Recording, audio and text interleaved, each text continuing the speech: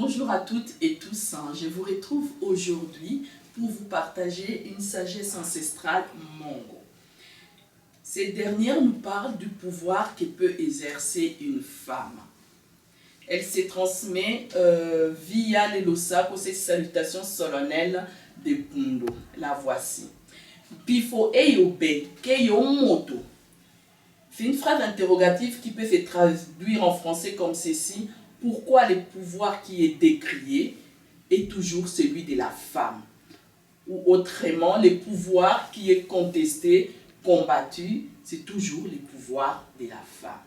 Nous savons tous que depuis la nuit des temps, les femmes sont brimées par les hommes. C'est seulement en 1945, c'est noté dans la charte de l'Organisation des Nations Unies, que les hommes ont accepté la notion de l'égalité, les principes de l'égalité des sexes. Ça a découlé que les femmes avaient la possibilité à partir de là de jouir de droits fondamentaux, comme les hommes. Alors que dire maintenant des femmes qui essayent d'exercer un certain pouvoir? Beaucoup d'hommes sont outrés, sont énervés de voir des femmes qui osent s'exprimer clairement sur leurs aspirations, sur leurs rêves de liberté, la liberté de disposer de leur vie, la liberté d'être heureuse, de disposer de leur corps. Il y a des femmes, enfin le combat des femmes continue encore. Les femmes se battent encore aujourd'hui pour avoir les mêmes droits, pour être considérées comme des êtres humains à part entière. C'est cette souffrance-là, ces combats-là que les anciens Mongo ont traduit dans ces lusam. Mpifo eyobe keyomoto. Le pouvoir qui est décrié. Pourquoi c'est toujours celui de la femme? Pourquoi le pouvoir qui est contesté est toujours celui de la femme? La femme instruite, indépendante, est représentée comme une sorcière, comme une créature horrible, une menteur religieuse. C'est une des armes que les hommes utilisent pour neutraliser toute tentative d'émancipation de la femme. Les autres armes, nous les connaissons, c'est les viols, les violences conjugales, domestiques, les brimades, les insultes, tout cela pour la murer dans le silence. Certains hommes mongons ont d'ailleurs une réplique pour couper tout court à tout échange avec la femme, pour noyer ses ambitions dans l'œuf. Écoutez bien. Soso wambweke ole lobi undo saka. Soso wambweke ole lobi undo saka. La poule qui continue de caqueter finira demain dans la sauce de noix de palme. Affreux. D'ailleurs, le philosophe grec Aristote, les penseurs que beaucoup citent, définissaient la rationalité comme étant masculine.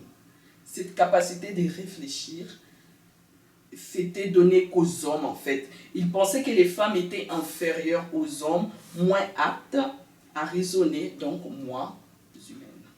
Ils considéraient les femmes vraiment comme intellectuellement déficientes. La preuve que non. Car en 1994, il y a eu le génocide au Rwanda. La plupart des hommes étaient morts. Alors les femmes avaient décidé de prendre la direction du pays, de sortir le Rwanda du chaos.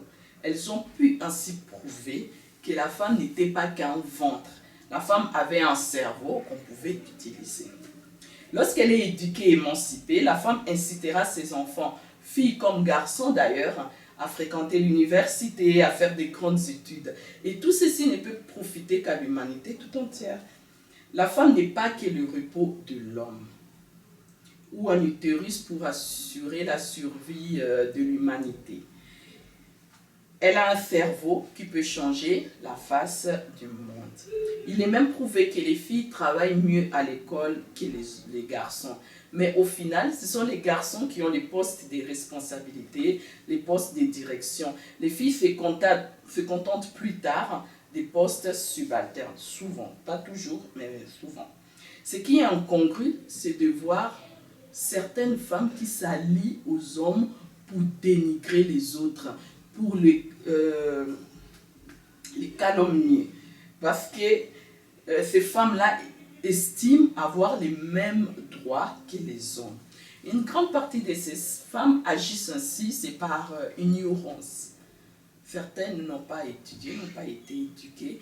Elles ne se rendent même pas compte. Elles ne savent pas qu'elles ont des droits, qu'elles sont libres, qu'elles ont le droit au respect, qu'elles ont le droit d'être respectées, de jouir de la liberté comme les hommes. Elles ignorent tout ça. Elles ne sont même pas au courant qu'il y a des hommes comme des femmes qui se sont battus, qui ont donné leur vie aussi pour qu'elles puissent vivre libres. Ça, c'est l'ignorance. D'où l'importance de l'éducation. Une autre catégorie de femmes agit aussi pareil contre les autres. C'est simplement parce que ces femmes ne sont pas aptes à s'assumer financièrement, ni psychologiquement d'ailleurs. Et puis on parlait aussi, il y a plusieurs années, du syndrome de Queen Bee.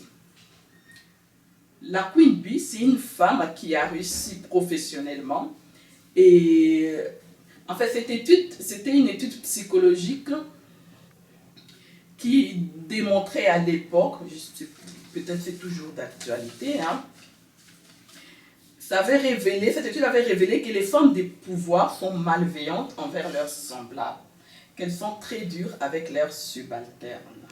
Ce sont des femmes, la Queen Bee, c'est une femme qui a réussi et qui fait en sorte que les autres femmes ne réussissent pas. Donc, elle les empêche de progresser. Ces femmes préfèrent même avoir un homme comme chef plutôt de voir une femme à la tête d'une entreprise. Voilà. Donc, le combat de la femme pour ses droits n'est pas encore fini. Il faut faire évoluer les mentalités, les traditions, les coutumes. Mais une chose est sûre, les pouvoirs ne se donnent pas, ça s'acquiert. À la prochaine pour une autre sagesse monde. À bientôt. Il a misé sur moi, Dieu a misé. Dieu a misé, il a misé sur Francine Bongonda. Dieu a misé, il a misé sur nous tous. Yele Goya, Yele Goya, Esio Colomba, Yele Goya. Yele Goya, Esio Colomba,